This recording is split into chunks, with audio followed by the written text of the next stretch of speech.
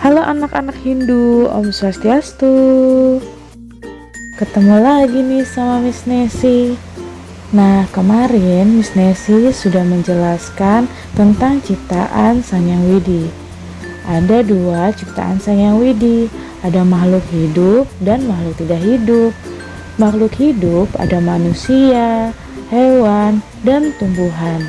Nah, kalau makhluk tidak hidup ada batu, angin, tanah, api, dan air. Nah, hari ini kita mau membahas tentang hewan apa saja yang hidupnya di air, hewan apa saja yang hidupnya di darat, dan hewan apa saja yang bisa terbang. Lalu tumbuhan apa saja yang hidup di air dan tumbuhan apa saja yang hidup di darat. Yuk kita simak. Kita mulai ya. Kita mulai dari hewan yang hidup di darat. Yang pertama ada gajah, yang kedua ada kelinci, ada anjing, ada kucing, dan masih banyak lagi hewan-hewan yang hidup di darat. Oke, sekarang kita lanjut ke hewan yang hidup di air.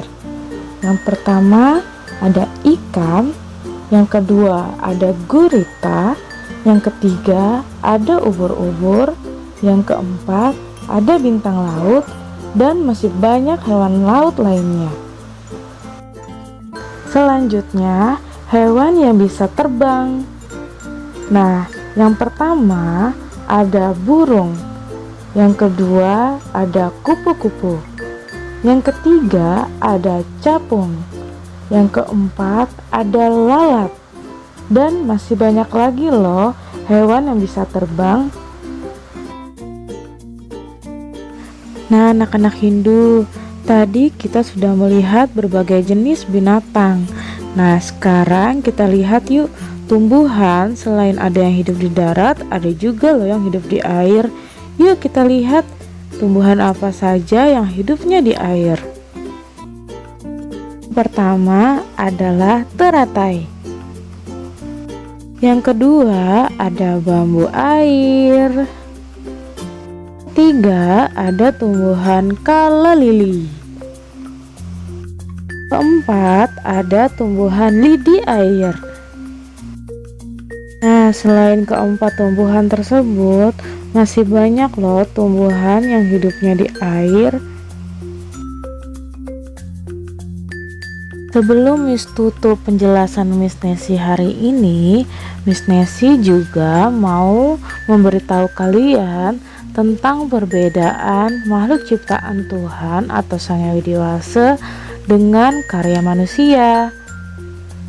Seperti yang sudah kita ketahui bahwa makhluk ciptaan Sang Hyang Widi itu terbagi menjadi dua, ada yang hidup dan ada juga makhluk yang tidak hidup. Nah, manusia membuat karya biasanya berupa benda, dan benda yang digunakan adalah benda-benda ciptaan Sang Hyang Widi yang tidak hidup. Mereka membuat karya tersebut untuk memenuhi kebutuhan manusia lainnya. Yuk kita lihat karya manusia apa saja yang bisa dibuat. Nah, kalian semua pasti punya ini kan? Ada buku, rumah, mobil, dan handphone. Nah, semua ini adalah contoh dari hasil karya manusia. Sebenarnya masih banyak juga loh hasil karya manusia lainnya. Anak-anak Hindu, bagaimana? Pasti sekarang bertambah lagi kan pengetahuan kalian tentang makhluk ciptaan Sang Hyang Widi atau Tuhan Yang Maha Esa.